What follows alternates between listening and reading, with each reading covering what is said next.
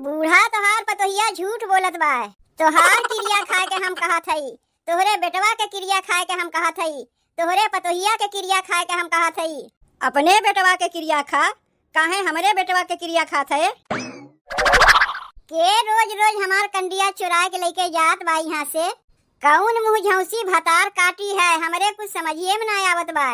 अरे ये भतार काटो मुँह झौसो, कंडिया पाथे में मेहनत लागत है। आए के ताक तू के देख के कंडिया चुरा के लेके चली जात है। अरे हथवा तोहार टूट जाई जौने हथवा से कंडिया तू चोरावत है। अब बहिन के टाइम में चोरी चकारी बहुत बढ़ गए बा। सबके यहाँ के ना कहत हई, अपने गौवा कहत हई। गाय भैंस के हगा मुँह तो नहीं छोड़त हईन, वो चोरा के लेके चली जात हईन। का जमाना आ गए, रुपया पैसा तो मनई चोरौते रहा, गैया भैंस के हगा मुँह नहीं छोड़त बा, ओहू के चोरा चोरा के लेके चली जात हईन।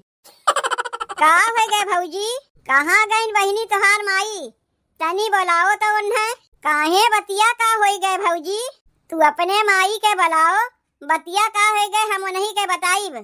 देखा था आजकल पढ़ाई लिखाई में तोहार मना ना लागत बा, अब अहिन तक घर ही में बाटी हूँ। पढ़ाई तो हम जाते रहे हैं, देखा था यहाँ तुम्हार चाय चाय चाय चाय लगाए है, वह आए रहे देखा। माई ए माई, भौजी तो का बुलावत बा। का भाई बिट्टी, तय अब अहिन घर ही में बाटे?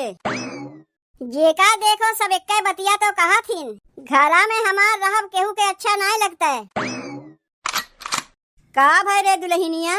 अम्मा कंडिया तुम्हें कम नहीं लागत बा, रोज सरियाए के रखी थे, पता नहीं के चोरा के लेके चली जाथीन।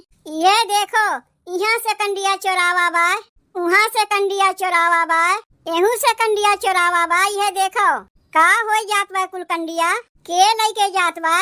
का बताई, हमारे तो खुदे कुछ नहीं समझ में आवत बा। कौन परकी बा कंडिया चोरावे के? पाई जाइब तो माई के छोड़ी बनाई, मुड़िया धई के कस के मरोड़ देब। पतोहिया हमार कितनी मेहनत से कंडी पाता था, माई लोग आए आए चोरा के लेके चली जाती हूँ। यह देख ले अम्मा, यहाँ से 10 ठू कंडी चोरावा बा, वहाँ से 5 ठू कंडी चोरावा बा, एहू से 2-4 ठू कंडिया चोरावा बा। जे चोराए बा ना पतोहिया, ओकरे ऊपर मुसीबत के पहाड़ टूट पड़ी। जेकरे गैया के गोबर तक ना जुटे, ओकरे का जुटी? अरे इहो कुछ चोरावे वाली चीजिया है। बताओ आए के 2-4 ठू कंडिया हमसे मांग लेतीन तो हम वो लोग को देते ना, चोरावे कौन जरूरत रहा? मांगे में लाज लागत हुई, चोरावत में क्यों देखी ना तो कहाँ से लाज लागी? यही से चोराए के लेके चली जातीन। ऐसा लागत है जैसे कंडिया चोराए के राजा महाराजा बन गई हैं। अरे कौन है रे जौन हमार कंडिया चोराए के लेके चली जात है?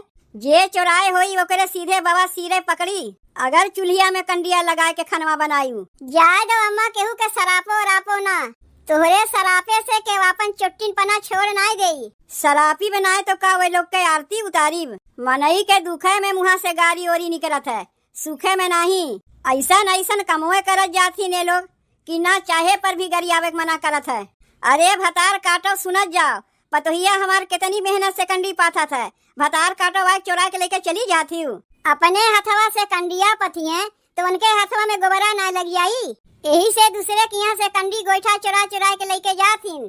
तय जा तो पतोहिया यहाँ से, हम बैठ के यहाँ रखावत है, देखी थे के आए के चोरा के लेके जात है। अरे कहाँ गए कलुआक माई? ए कलुआक माई, का भाई तू है? काहे उते भरम चिचियाए लागे? कहा थई तनी हमार बेगिया ओगिया धोए धाय के धई देओ, कपड़ा लत्ता जौन साफ करे खोई कह देओ। 2 दिन बाद हम जात हई परदेश कमाए। अरे मोरी माई रे, का कहे तू? परदेशवा जात है तू कमाए? कहीं ना जाए के तू है, चुपाई मार के अपने घरे दुआरे पड़ा रहो, बड़ा चला है परदेश कमाए। अरे बहरे कमाए ना जाइब तो घरा के खर्चवा कैसे चली? जेकरे बुद्धिया रही ना वो अपने घरहू दुआरे रह के खर्चवा चला सकी, बहरे जाए के ओका कमाए के कौनो जरूरत ना बा। तोहरे तो तनको बुद्धिये ना बा, दिमकवा में भरा बा भूसा। अब तो हमारे दिमकवा में भूसा भरे रही, बहरे जाए के तुम्हें कौनो जरूरत ना बा। अरे बहरवा कमाए ना जाई तो घरा खर्चवा कैसे चली? गांव देहात में कौन ऐसा कमवा बा? 5 दिन काम करी थे, महीना भर बैठा रही थे, ऐसे कहीं घरा के खर्चवा चली?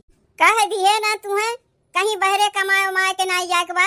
अरे हम का करे के हई? तू जइबू का बदले बहरे कमाए। मनसेधु के रहत भरे में मेहरारू खट कमाए के चली घर के खर्चा चलाई। के कहत बा खट कमाए के खर्चवा चलावे के? अरे तोहरे मेहरारू के अंदर हुनर बा, कला बा, कुछ भी कह सकत है। टेंशन काहे लेत है? का करबू? जाके मदारी के कमवा करबू का? जौन करीब तोहरे समन्वय आई, लुका छुपा के तो करीब नहीं। कौन कमवा तू करबू? घर में लहसुन प्याज तक नाय बा और तू हमें खटे कमाए से मना करत हूँ। अरे लहसुन प्याज हरियर सब्जी वब्जी कुल जुगाड़ हो जाई। तू जाके खाली पता कयाओ कि केकरे खेतवा में का बोआन बा। का करे के वो कुल पता लगावे जाई। जाए के चोरैबू का? जितना तुमसे कहा था उतना ही जाए के तू करो। केहू के खेतवा में से 2 ठू टमाटर 4 ठू प्याज चोराई ले तो का हो जाई?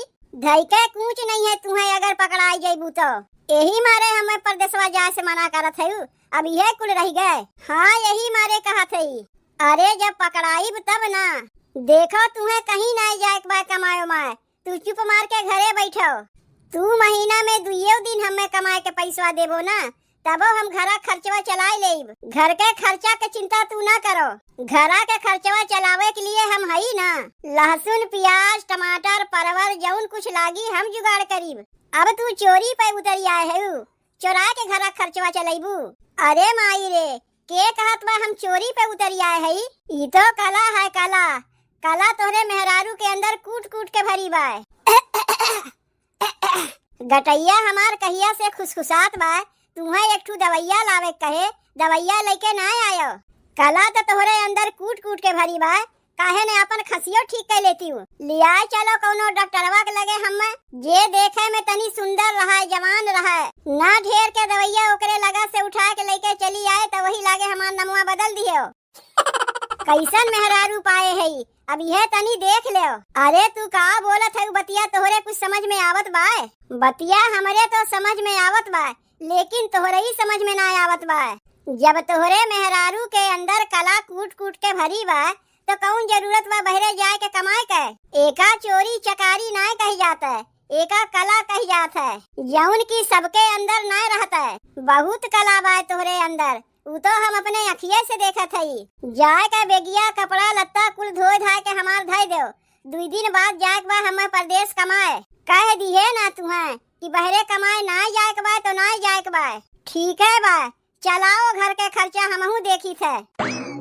एहमे गुस्साए वाली कौन बतिया है? केहू के खेतों में से 2 ठू टमाटर 4 ठू प्याज 2 ठू मिर्चा चोराई ले तो का ओकरे घट जाई? बतिया समझबे नहीं करतीन ना। सबके खेतों में से हरियर सब्जी चोरा चोरा के लाए के घरा भर दिए तो वही लागे कहियो गैसियो खत्म होए वाली बा हमार। चली पहले गोईठा कंडी के जुगाड़ करी, तब वही लागे हरियर सब्जी के जुगाड़ करी। कह दाई पतोहिया से कहे है कि कंडिया सूख जावा करे तिहा ला के धई दिया कर। वही पड़ा रही तो गाँव के चुटनिये आ के लेके तो चलिए गई हैं। चली हम ही कंडिया ला के यही धई दे। बाप रे बाप, कब से हम अगोरत हई कि बुढ़िया यहाँ से जाए तो हम कंडिया लेके जाई। बताओ कुल कंडिया ला के यहाँ धई देत हईन। ऊ का सोचत हईन कि कंडिया यहाँ ला के धई दई हम चोराए नहीं पाइब। जे चुट्टी न रहा था ऊ कहीं से भी चोराई ले, जबकि हम चुट्टी ना है, ई हमार कला है। अरे देखा थई देखा थई देखा थई। कहाँ हमार कंडिया लेके जात हयू? के हयू तनी अपन मुहा तो दिखाओ। तू के हयू? यहाँ आके हम रही कंडिया चोरौतो हयू और हम ही से कहा थे कि तू के हयू? रखो हमार कंडिया। अरे छोड़ हमें, छोड़ छोड़ छोड़। ना छोड़ी। के हयू पहले अपन मुहा तो दिखाओ। कहाँ हमरे लगे कंडी उंडी बा? कुछ तो ना बा। जीजी तू? अच्छा अब हम बतिया समझे कि रोज हमार कंडिया के चुरा के लेके जात रहा। अरे जीजी ऐसन करत तोरे तनको लाज शर्म ना होता है? कौन ऐसन कमुआ हम कह दिए कि जौन एक लइके हमें लाज शर्म लागी? हाई काव है? कहाँ काव है?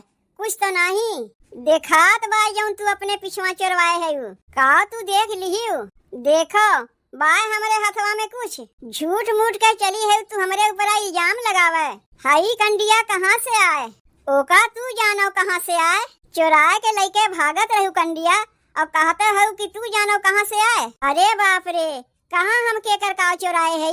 अरे बाप रे, ये कंडिया कहाँ से आए अपने से उड़ के आ गए। वहीं रखा रहा कंडिया, वहीं रखा रहा, तू चुरा के लेके भागे लगबू। और कितना झूठ बोलबू जीजी, मांग लिए हो तो तुम्हें 2-4 ठुदाई न दे। आपन मुहा खोल के मांगे में लाज लागत है तोहरे, और चोरावे में लाज नहीं लगता है। यह कुल सहुरवा सीख के आए हो अपने नैहरवा से कि दूसरे घर से कंडी गोईठा चोराओ। का तू बकर बकर लगाया है? तू ढेर सहुरवा सीख के आए हो अपने नैहरवा से। बड़ा लोग से कैसे बतियाए जाते तोहर माई बाबू तुम्हें नहीं सिखाए हैं।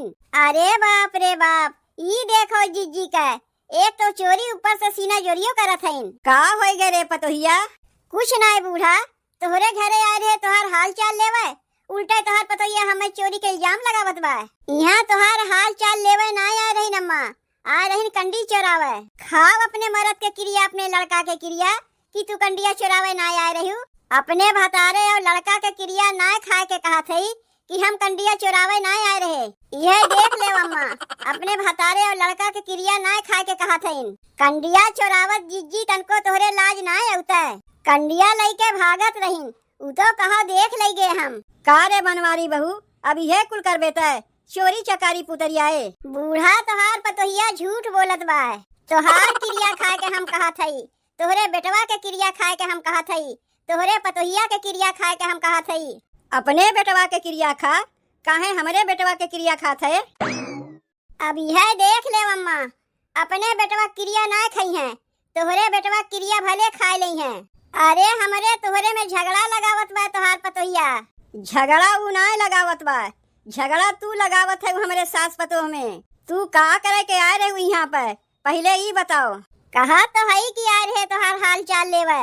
अब बूढ़ा तोहार तबीयतिया ठीक ठाक बा ना? तोहरे बेटवा पतोह के तबीयतिया ठीक ठाक बा ना? तोहरे समधियाने सब ठीक ठाक बाटिन ना? हाँ, सब ठीक ठाक बाटिन। बस यह इतना तो आए रहे पूछे। तोहार पतोहिया चोरी का इल्जाम लगावे लाग। अब कहियो तोहरे घर हम ना आइब। तोहार पतोहिया बड़िए बदमाश है। अब समझ में आए अम्मा, कंडिया के चोरा के लेके जात रही, चोरिया पकड़ लिए तो हाल चाल पूछे के बहाना बनावे लागिन, और तो कहियो ना आवत रही हाल चाल लेवे। देखा था कंडिया यहीं पर रखा बनाई चली, कोठरिया में धई के जात है ताला लगाई देब। अपने गौवा में चुट्टी लोग के कमी ना बाय।